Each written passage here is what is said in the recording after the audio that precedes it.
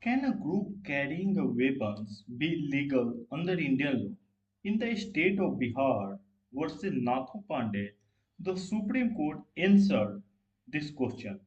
The court held that when a people gather with weapons solely to protect their land or property from theft, such a gathering is not an unlawful assembly.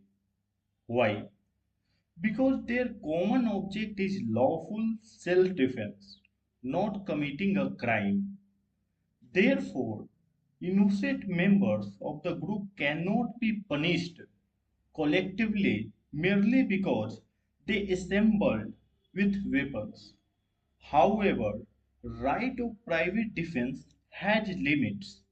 If any individual use excessive or deadly force beyond what is necessary, only that person will be held liable for the offense. Follow LegalRath for more case insights.